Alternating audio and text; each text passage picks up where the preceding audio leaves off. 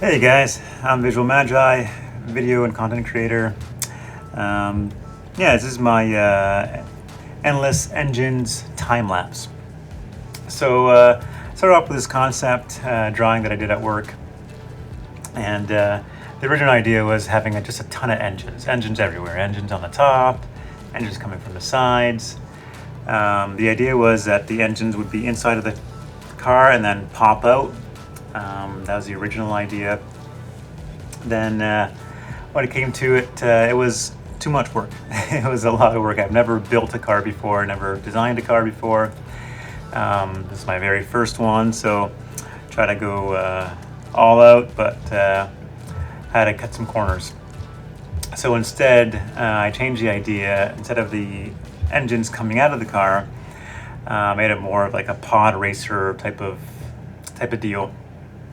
Still with a bunch of engines in it. These are the kind of the pod racer ideas that I got. These things from ArtStation.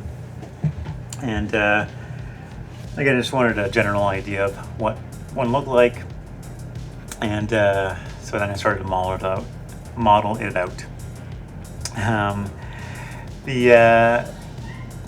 What helped me a ton in this process too, I learned about shape keys. You see me using it here. Shape keys really have been a lifesaver for animation, for animating things, and yeah, I'll definitely do a tutorial on shape keys because it's here I'm using Cablerator. Cablerator is an add-on that I've done in my last little tutorial, and it was very helpful making these. What I didn't know though was about hooks. So when you have a curve on the specific vertices, you're able to make a hook, and you're able to attach each of those hooks to the armature, which which I learned how to do, and was really helpful. So as I was modeling this, a friend that actually models cars, he's like, why don't you do box modeling? And so that's me attempting it here. He's like, just put a plane and then kind of shape it out. And I think I'm doing a mirroring, using a mirroring modifier to, there's box modeling. So yeah, I did some box modeling, attempted anyway, and kind of remade the whole thing to be one mesh.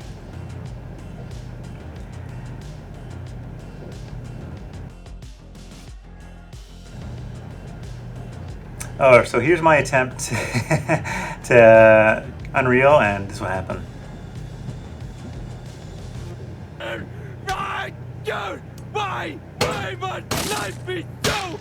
Yeah, it was not easy. I tried several times getting to Unreal and just wasn't able to do it. There is a process to do it. I just haven't figured it out yet. Here I am just doing some more modeling, kind of animating at the same time.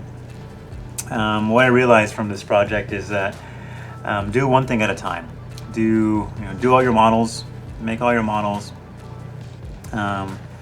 texture them afterwards, and keep in mind the animating part too. So do all your models, keeping in mind you're animating, then animate them, and then texture them. That it really should become a process of how you do it. That way you're not kind of jumping everywhere, as you see I'm doing here.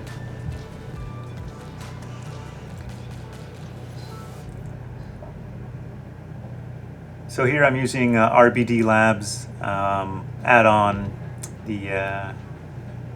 It's a simulator, and kind of breaks things, and you can see in my last tutorial too that I did mention it there. It was perfect for what I needed it for in this scene. And the scene was so the ground is getting blasted and the car is getting kind of trying to escape the blast. So yeah, here it is. Here's the blast.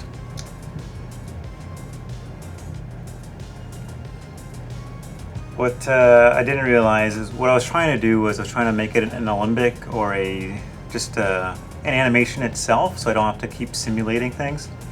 And so I baked the simulation, and that kind of sped up my workflow. I did a first render and I sent it to some friends, and they're like, you know what, it doesn't have good physics. Like your car doesn't have weight. So I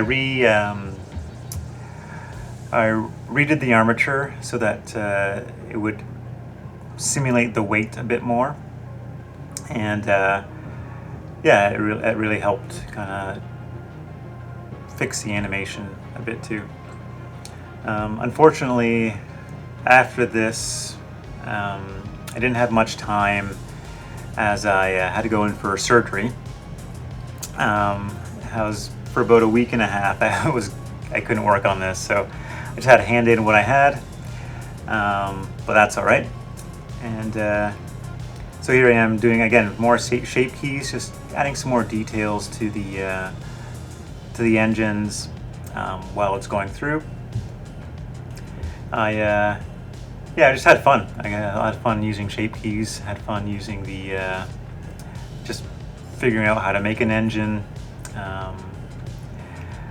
Again, I should have used more references, but yeah, I didn't have time. So anyway, again, just adding some more details.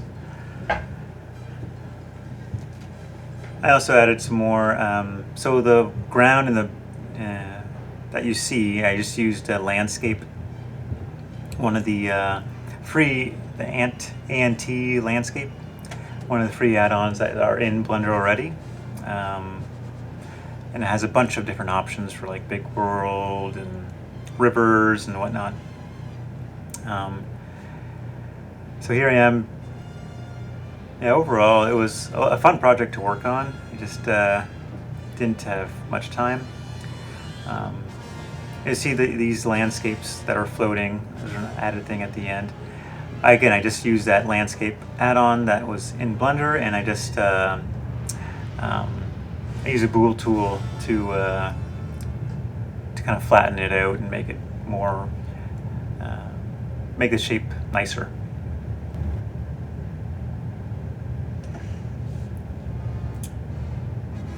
And please like, comment, and subscribe. I appreciate all the comments and the likes so far. Hope to have more content for you soon. Take care.